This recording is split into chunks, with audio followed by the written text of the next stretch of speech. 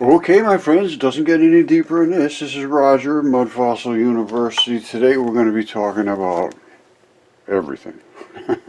And what I mean by everything, I mean your life, your eternity, your possibility of having a good next life. And everything that I have determined from now is that there's going to be something happens after you die. It's going to be good or it's going to be bad. Now, I have been studying every bit of the ancient texts, not just the Gnostic texts, not just the Bible, not just the Quran, not just Hesiod and Ovid and Herodotus and Plutarch and all of them, Plato. They all wrote about these ancient things that happened.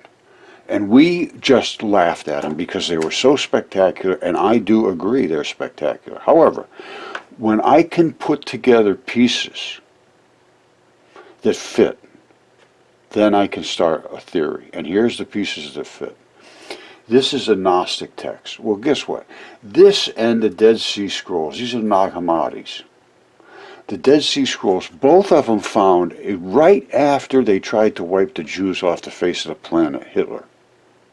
That's kind of interesting. And both of them throw a complete new light on our ancient past.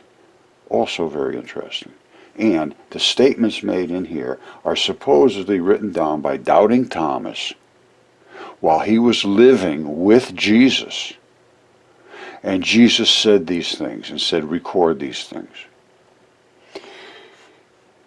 They are the secret sayings that the living, breathing Jesus spoke to Didymus Judas Thomas, who was Doubting Thomas, and he recorded these sayings. Now, listen to this. This is why I go with Jesus, because I'm a material scientist. I want to see something that I can really focus in on, and this is a very, very serious focus. He said, whoever discovers the interpretation of these sayings will not taste death. In other words, you have to start to investigate and think. And, you may not understand every bit of them, but, do the best you can.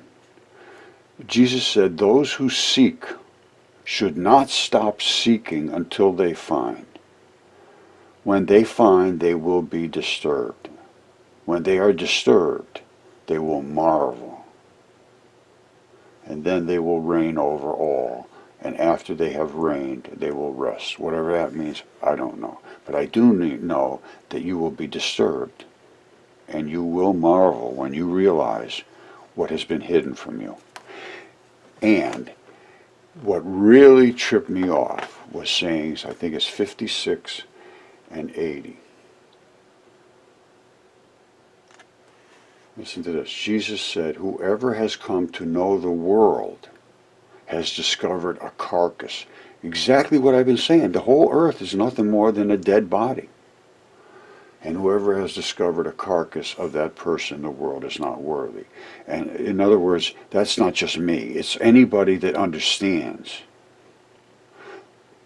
the truth of these things. Now, not only does he say it here, we discovered a carcass. And if you want to be worthy, you better start to think and look and say, I want to try to understand. I don't want to just dismiss everything and run away. 56 and I think it was 80. So we got, hold on. We got a corpse. And now guess what else? Jesus said, whoever has come to know the world has discovered the body. It's a body of some creature. Whoever has discovered the body of that one, the world is not worthy. Now, this thing about not being worthy, I don't understand that, to be perfectly honest with you, because all you have to do is look and think. But that's something that's been very, very sorely missing, I can guarantee you that. And let me show you something that also was written about the ones that are teaching us, that I have been railing against.